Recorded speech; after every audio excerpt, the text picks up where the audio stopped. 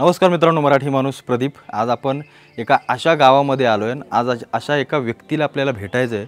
त्या व्यक्तीचा थेट संबंध कधी ना कधीतरी पाकिस्तानसोबत आला होता। जेव्हा देशाचं स्वातंत्र्य झालं, त्याच्यानंतर देशाची फाळणी झाली, त्यानंतर कित्येक भारतीय पाकिस्तानात गेले, पाकिस्तानातले इथं आले आणि त्यातलीच ही एक आजी आहे जिचं वर्ष इथल्या अनेकांना सांगता येत नाही की ती किती वर्ष तिला झालेत। मी जेव्हा इथं आलो या गावामध्ये, मी महाबळेश्वर तालुक्यातल्या वेळापूर नावाच्या एका गावामध्ये आणि मी इथं जेव्हा माहिती घेतली यांच्या कुटुंबाकडून, तेव्हा मला असं समजलं की ही आजी आहे, तिचा वाढदिवस या वर्षी यांनी केला आहे। आणि इथली लोक असं सांगतात, त्यांचे जे काही कुटुंबातले आहेत ते सांगतात की हिला 125 वर्ष तरी झाले असतील। म्हणजे तुम्ही पकडून चला 120 वर्षाच्या पुढेच आपण त्यांना पकडूया। कारण कराचीमधून या असताना, म्हणजे त्यावेळेस ज्या कराचीमध्ये जेव्हा होत्या या आजी, तेव्हा अत्यंत लहान होत्या आणि त्यावेळेला कराचीमधून त्या इकडे आला आणि इथं त्यांनी सगळा संसार, सगळ्या गोष्टी केल्या।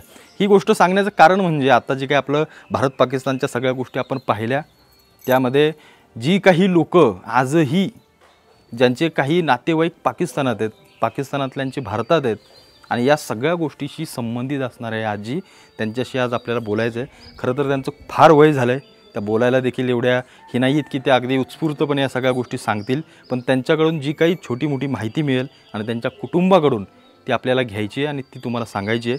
तुम्ही जर कधी इकडे आलात या भागामध्ये तर या आजींना भेटण्यासाठी आवर्जून या। महाबळेश्वर तालुक्यातल्या तापोळ्यापासून अत्यंत जवळच वेळापूर नावाचं गाव आहे आणि या वेळापूर नावाच्या गावामध्ये प्रकाश संगपाळ यांच्या पणजी या इथं आपल्याला पाहायला मिळतील। त्यांच्याशी आपण एक छोटीशी बातचीत करूया आणि त्यांच्याकडून जाणून घेऊया की नक्की त्यांनी काय त्यावेळेला त्या सगळ्या गोष्टी पाहिल्यात किंवा त्यांचं आयुष्य नक्की कसं होतं। तर ह्या आजी आपल्यासोबत आहेत, ज्यांचं नाव अनाबाई वाळू संगपाळ।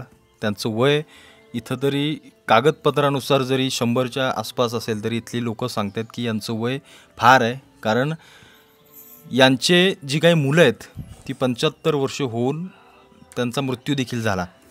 आज त्यांची मुलं, त्यांच्या मुलांची मुलं आणि त्यांच्या मुलांची, म्हणजे एक 4-5 पिढ्यांचा सगळा मला असं वाटतं हा संसार आणि या सगळ्या गोष्टी या आजीने पाहिलेत।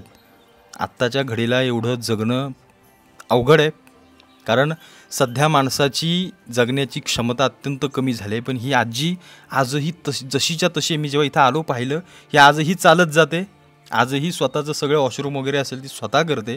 ही फार मोठी गोष्ट आहे। आजकाल अनेक असतील देखील देशामध्ये, राज्यामध्ये अशी लोक, पण या आजी सातारा जिल्ह्यामध्ये खरोखर अप्रतिम आहेत। आजी, मी काय म्हणतोय, तुम्ही पाकिस्तानात कुठं होता? पाकिस्तानात हा, मोदीखान्यात। मोदीखान्यात?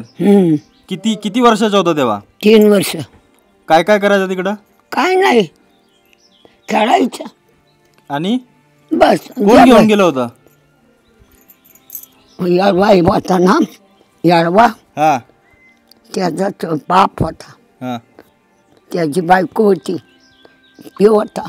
मला वाडवाय नेलं, काकस नेलं वाडवाय, मग कराचीला वाडवाय नेलं। मातीत खेळायची आणि घरात जाऊन भाकरी खायची। आणि मग इकडं कधी आलीस भारतात? 3 वर्षानं आणलं इकडं। गुरवाळ आहे, म्हशीवाळ आहे, आणि मग म्हशीवाळायची आपल्या सासू सांग। आता तुझं वय काय, तुला काय आठवतंय का किती झालं असेल? काय जाणं मला का आठवते, काहीच नाही आठवत ना। आणि मग पाकिस्तानात तिथं कामाला कोण कोण जायचं तिकडं कामावर? कामाला जायची समधी नाही, मी ही गाव होता ना, त्याची चुलती ते बशी, तिची बशी मी राहायची, जेवायची, खायची, खेळायची मातीत। असं मैदान होतं नारळाच्या कडेला, त्यात आम्ही दिवसभर खेळायची। मग इकडं आल्यानंतर तुझं लग्न कधी झालं? लग्न होऊन मग नेलं होतं वाडवाय, काकस। म्हणजे लहानपणीच लग्न झालंय? लहानपणी तर कवा वसाड पडलं लगीन, एवढं लहानपणी असताना नेलं काकस नेलं। मग तिकडं असायची, 3 वर्ष होतो, 3 वर्षानं आणलं। मग तुम्हाला मुलं किती तुमची? 2? हा, हो।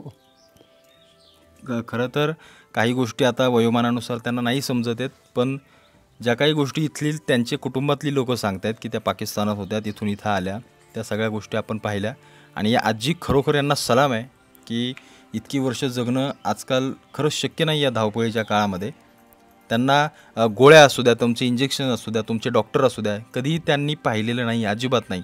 त्यांना माहितीच नाही या सगळ्या गोष्टी काय असतात, ते बाहेरचं जग नक्की काय आहे, या सगळ्या गोष्टींपासून अलिप्त राहून स्वतःचं जीवन त्या जगतायत. आणि तुम्ही पाहताय तर म्हणजे मला देखील विश्वास बसत नाही आहे की एवढे वर्ष कोणी जगू शकतं का. या अशा आजी यांना खरोखर सलाम आहे. आता त्यांना दीर्घायुष्य द्यायचं की काय, या सगळ्या गोष्टी मी स्वतः संभ्रमात आहे त्याच्यामुळं. कारण काय होतं, कधी कधी वय जास्त होऊनही माणसाची हाल अपेष्टा होण्यापेक्षा कधी कधी या सगळ्या गोष्टीतून मुक्त झालेलं चांगलं असतं. पण आजी आजही खमक्या आहेत, आजही चांगल्या आहेत आणि स्वतःच्या कुटुंबाचा विचार करणार आहेत. या सगळ्या गोष्टी खरोखर अतिशय उत्तम आहेत. आता या ज्या आजी आहेत माझ्यासोबत ना, त्या आजी तुम्हाला असं वाटेल की त्यांचं देखील वय अत्यंत जास्त, म्हणजे 100 इकडे गेलेत. पण या आजी मगाच्या आजींच्या सुनबाई आहेत. ही गोष्ट म्हणजे तुम्हाला समजणार नाही, तर तुम्ही याला एक कुटुंब बघाल तेव्हा तुम्हाला समजेल. या आजी त्यांच्या सुनबाई आहेत. यांचे पती, त्यांचं निधन झालं 75व्या वर्षी, ते देखील आजोबाच होते, वृद्धच होते. आणि त्याच्यानंतर त्यांची असंख्य मोठी पुढच्या ज्या काही पिढ्या आहेत आज सगळे मुंबईला असतात, बाहेर असतात.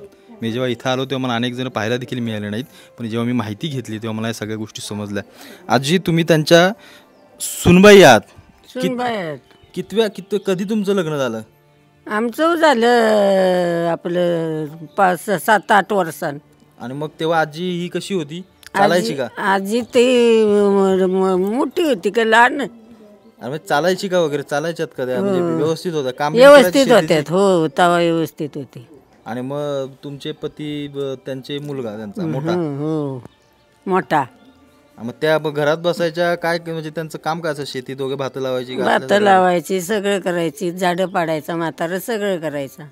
तुमचं वय काय? आता माझं वय 70कडे गेलं असेल. 70 इकडं? हो. आणि तुमच्या मुलांची त्यांना पण मुलं झाली आता? मुलं झाली. तरी आजी अजून आहे? तरी आजी अजून आहे. मुलींना झाली, नातुंडांना. आता खरं तर या सगळ्या गोष्टी ऐकताना खरोखर थोडंसं विचार करावा लागतो की या सगळ्या गोष्टी आहेत का. पण हे सत्य आहे. आणि या आजी आणि हे सगळं कुटुंब अप्रतिम आहे, खरंच छान आहे. आणि इथं या तुम्ही आवर्जून, कधीतरी इथं आलात तर तुम्ही या आजींना निश्चित भेट द्या. वेळापूर गावामध्ये तुम्ही कोणीही विचारलं की आनाबाई संकपाळ कुठे राहतात आजी, तुम्हाला कोणीही सांगेल. आणि एवढी वर्ष जगणं, एवढा सगळं कुटुंब, सगळ्या गोष्टी पाहणं, ते खरोखर अवघड आहे आताच्या काळामध्ये. बाकी तुम्हाला या सगळ्या गोष्टीविषयी काय वाटतं मला आवर्जून कळवा, तुमच्या प्रतिक्रिया.